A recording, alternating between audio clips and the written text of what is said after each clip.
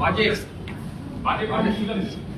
দেখুন, বাজেটে সরকার সরকারি কর্মচারীদের একটা দীর্ঘদিনের বঞ্চনার ডিএ 20% ইনক্রিজ করেছে, কিন্তু সমকাজের সমবেতনের যেটা পর্যায়ে আছে সেক্ষেত্রে কিন্তু আর যারা কন্ট্রাকচুয়াল সরকারি কর্মচারী যারা ছিলেন, যারা কন্ট্রাক্টে ছিলেন, সরকারি কাজ করতেন, তাদের সেভাবে দিশা দেখাতে পারে। কিন্তু এই সরকার যখন বিরোধী দলের আসনে ছিল, তারা বলেছিলেন ক্ষমতায় আসলে কেন্দ্রীয় সমহারে ডিএর ব্যবস্থা করা হবে, সেটা দিয়ে আজকে ব্যর্থ। শুধু তাই নয়, সিভিক ভলেন্টিয়ার থেকে শুরু করে আশাকর্মী যারা আছে তাদের কিছু হয়তো সাম্মানিক বাড়ালেও আমরা যদি আশাকর্মীদের বিভিন্ন রাজ্যে দেখি, তাদের ক্ষেত্রে যে যারা যে সাম্মানিক পায়, আমাদের রাজ্যে সেই অর্থ পায় না। এবং সিভিক ভলেন্টিয়াররা কোনো অংশে একটা কনস্টেবলের থেকে কম কাজ করে না, তাদের যে সাম্মানিক বাড়ানো হয়েছে সেটা আমাদের কাছে কম হচ্ছে। দীঘায় যখন জগন্নাথ মন্দির বা জগন্নাথ ধাম বা নিউ টাউনে বিগত সরকার যে দুর্গাঙ্গন করার পরিকল্পনা নিচ্ছিল, বর্তমান যারা শাসকে আছে তারা তখন বিরোধীরা আসনে ছিল, তখন তারা বলেছিল যে রাষ্ট্রীয় টাকা বা জনগণের ট্যাক্সের টাকা থেকে এই ধরনের ধর্মকর্ম কাজ করা যায় না। আর আমরা দেখছি এই বাজেটে বিভিন্ন ধর্মস্থানে সংস্কার থেকে শুরু করে বিভিন্ন প্রজেক্ট হচ্ছে, ঘুরে ফিরে সেই মানে জাস্ট মানুষই এক তো শুধু ড্রেসটা চেঞ্জ করা হচ্ছে না দেখতে পাচ্ছি। যে বিষয়টা লক্ষ্য রাখছি, অনেক প্রতিশ্রুতি দিয়েছে এখানে, ব্লু ইকোনমির কথা বলেছে, সুনীল অর্থনীতির কথা বলেছে, অর্থশাস্ত্রের কথা বলেছে, কিন্তু বাস্তবিক অর্থে এটা কতটা রূপ পাবে সেটা এখন কোনো দ্বিধাদ্বন্দ্বের মধ্যে আছে। কারণ আমরা দেখেছি অলরেডি সমতলে যেভাবে দু একটা শিল্পপতি গোষ্ঠী কন্ট্রোল করছে, এই ব্লু অর্থনীতির কথা চাপিয়ে সুনীল অর্থনীতির কথা বলে এবারে কি জলটাকেও দখল নেবে, সেই দুটো একটা কোম্পানিকে বরাদ দিয়ে সবটাই কন্ট্রোল নেবে না।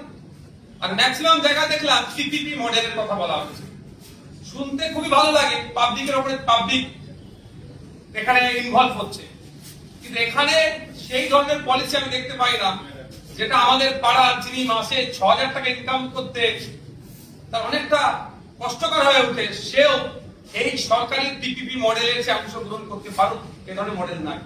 পিপিপি বললেও সেই নির্দিষ্ট কয়েকটা শিল্পপতি গোষ্ঠীদের জন্য হয়তো মানে কথা হচ্ছে, অনেক এখানে প্রতিশ্রুতি হচ্ছে। সর্বোপরি যেটা আমি আগে থেকে উপলব্ধি করেছিলাম সারা দেশের পরিস্থিতি দেখে, সংখ্যালঘুদের ক্ষেত্রে যে বরাদ্দ ছিল সেটাকে কাট করা হচ্ছে, প্রায় ৩,০০০ কোটি টাকা কাট করা হয়েছে। এখন দেখার বিষয়, যেটা বরাদ্দ হয়েছে প্রথমত বলি সেটা ১০০% কাজ করে কি করে না। দ্বিতীয় কথা হচ্ছে, সংখ্যালঘুদের ক্ষেত্রে বা মাইনরিটি ডিপার্টমেন্টে শুধু মুসলিমদের জন্য নয়, আরো যে সংখ্যালঘু সম্প্রদায়ের মানুষজন আছে তাদের সাথেও কিন্তু এই বঞ্চনা করা হচ্ছে।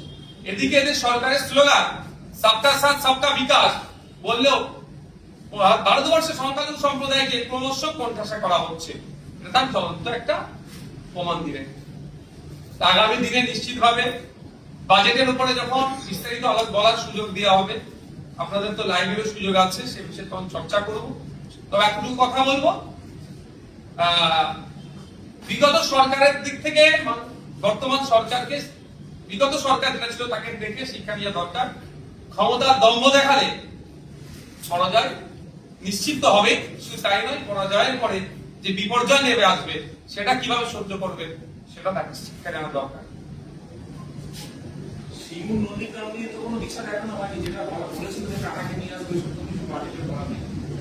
গভর্নর স্পিচের উপরে নন্দীগ্রামকে নিয়ে চর্চা হয়েছে, সিঙ্গুরকে নিয়ে চর্চা হয়েছে। নন্দীগ্রামের জন্য শুধুমাত্র একটা ব্রিজের নির্মাণের কথা উল্লেখ আছে।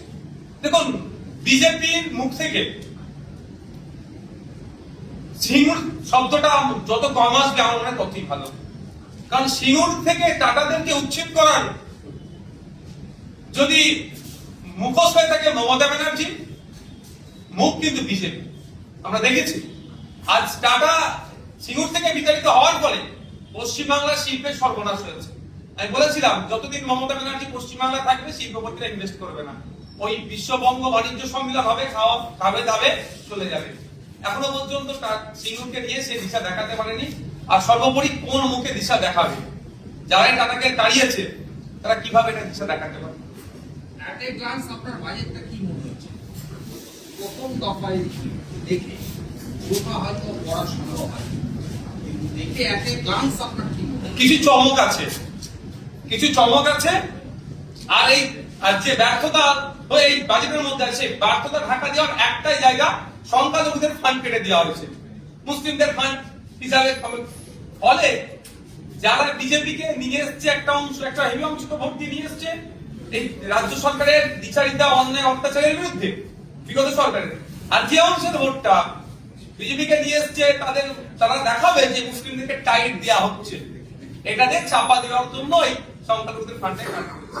আচ্ছা, নির্দিষ্ট করে এই কোশ্চেনটাই করবো। সংখ্যালঘু দপ্তর, মাদ্রাসা শিক্ষা দপ্তর, তার যে বরাদ্দ তার প্রায় 50%-এরও নিচে নেমে গেছে। আগের সরকারের এই যে বরাদ্দ ছিল এবং এই সরকারের যে কমানো হতো আগের এবং এখন কিভাবে বিশ্লেষণ করবো? দেখুন, এই বাজেটের যে সমস্ত দিকগুলো ব্যর্থতা আছে, দুর্বল জায়গাগুলো ঢাকা দেওয়ার অস্ত্র ওটাই, আর কোনো চর্চা হবে না, ওটাই অস্ত্র। এই দুর্বলতা ঢাকা দেওয়ার জন্য সংখ্যালঘুরা রেডি আছে, এক নম্বর। দ্বিতীয় কথা, সংখ্যালঘুদেরকে মানে সংখ্যালঘু মুসলমানদেরকে টাইট দিতে গিয়ে বাকি যারা সংখ্যালঘু সম্প্রদায়ের অন্তর্ভুক্ত তারা আজকে টাইট হচ্ছে। তৃতীয়ত, যে বাজেটটা আজকে রেখেছে একটু আমি চরম বিরোধিতা করছি, কারণ প্রত্যেকটা ডিপার্টমেন্টের বাজেট বাড়লো, সংখ্যালঘু ডিপার্টমেন্টের বাজেট কমে গেল, এটা আমি চরম বিরোধিতা করছি এবং এটা নিয়ে বিবেচনা করা হয় সেটারও চর্চা করব। 3 নম্বর যে বিষয় যেটা থাকছে সেটা হচ্ছে যে বাজেট বরাদ্দ হয়েছে সেটাও যদি 100% কাজ করে সেটাও কিন্তু উপরি পাওনা হবে। কারণ এটুকু আমি বলে দিই, লাস্ট ফিনান্সিয়াল ইয়ারে 5,500 কোটি টাকার উপরে সংখ্যালঘুদের স্বার্থে বরাদ্দ ছিল না তৃণমূল পরিচালিত সরকারের। কিন্তু তথ্য তুলে দেখা যাবে লাস্ট 4টি আপনি অর্থবর্ষ দেখেন 50% এরা খরচে কভার করেনি যা বরাদ্দ থাকে।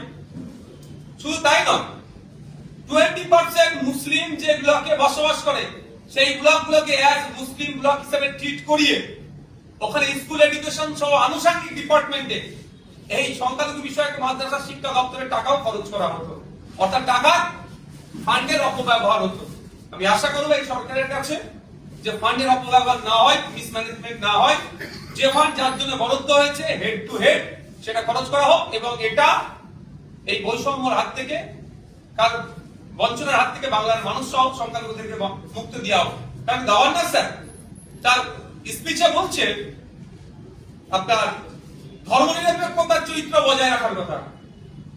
যদি ওটাই হয় এবং প্রত্যেকটা ধর্ম জাত বর্ণের ঊর্ধ্বে গিয়ে একটা গুড গভর্নেন্স উপহার দেওয়ার কথা বলছে, তো এখানে নির্দিষ্ট করে সংখ্যালঘু সম্প্রদায় মুক্ত যারা আছে তাহলে সরকারের দ্বারাই তারা বৈষম্যের শিকার হচ্ছে। আর এই সরকার সংবিধানকে সামনে রেখে শপথ নিচ্ছে, আশা করবো সংবিধান সম্মত কাজ করবে। সংবিধান যে রাইটস গুলো দিয়েছে একজন সাধারণ নাগরিকের উপরে, একজন সংখ্যালঘুর উপরে, একজন এসটি এসসির উপরে, সেটা যাতে যথাযথ ফুলফিল হয় সেটা নজর রাখবে। বিজেপি বহুবার পরিযায়ী শ্রমিক নিয়ে অনেক সমালোচনা করছে আগের সরকারে, এই বাজেটে কি পরিযায়ী শ্রমিকদের নিয়ে কোনো দিশা দেখানো হয়েছে? এখানে নতুন কলকারখানা তৈরি হবে, কর্মসংস্থান তৈরি হবে পরিযায়ী শ্রমিকদেরকে সাথে খাদ্যাতে ওরা এখানে কাজ করবে, কিন্তু এখনই তো এটা সম্ভব নয়। আজকে বললি কালকে একটা এখানে কোম্পানি আসবে, শিল্পপতি গোষ্ঠী আসবে, ইনভেস্ট করলো, কালকেই সেটা হয়ে যায় না, সময় লাগে। এই মুহূর্তে পরিযায়ী যারা আছেন তাদের বিভিন্ন ভাবে ভিন রাজ্যে যারা আছে তাদের প্রোটেকশন দেওয়ার ব্যাপারে কোনো শব্দ খরচা করলেন না। কিন্তু inter state migrant labour act আছে 1979, এক্সাক্ট সালটা মনে পড়ছে না, inter state migrant workman labour act আছে।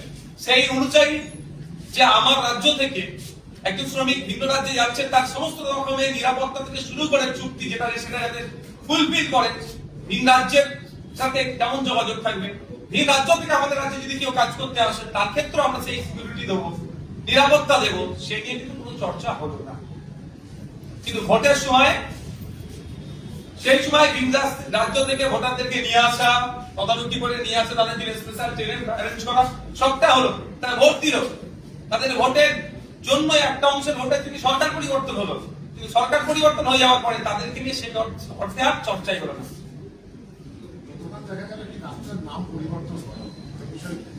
দেখো, যারা ডাস্টবিনের ইতিহাস আঁকড়ে বাঁচতে চাইছে তাদের কাছ থেকে এর থেকে বেশি কিছু আর পাওয়া যায় না। হোসেন শহীদ সোহরাওয়ার্দী আর হাসান সোহরাওয়ার্দীর মধ্যে যারা ঠিক না করতে পারে তাদের কাছ থেকে আর বেশি আশা করাটা আমাদের বৃথা। ঠিক যেভাবে ওই 1 লাখের ফ্রিজের মধ্যে নাকি গোমাংস ছিল, পরে টেস্ট করে দেখেছে ল্যাবরেটরিতে ওটা গোমাংস নয়, কিন্তু তাকে তো খুন করে দিল। ঠিক এটাই হলো, এর বাইরে কিছুই নয়। সংখ্যাগরিষ্ঠ যেখানে সংখ্যালঘু সম্প্রদায়ের মানুষ একটু বেশি বসবাস করে সেই জায়গাটায় নামটা পরিবর্তন করলো, কাকার নাম হলো কি আর চাচার নাম হলো, ব্যাপারটা নয়, পরিবর্তন করে এই যারা উগ্র মানসিকতা নিয়ে চলছে তাদেরকে একটু অক্সিজেন দিল। আর এই সরকারের ব্যর্থতা যত এই 1.5-2 মাসে যেটা হয়েছে সেটাকে ঢাকা দেওয়ার চেষ্টা মাত্র, আর কিছু নয়।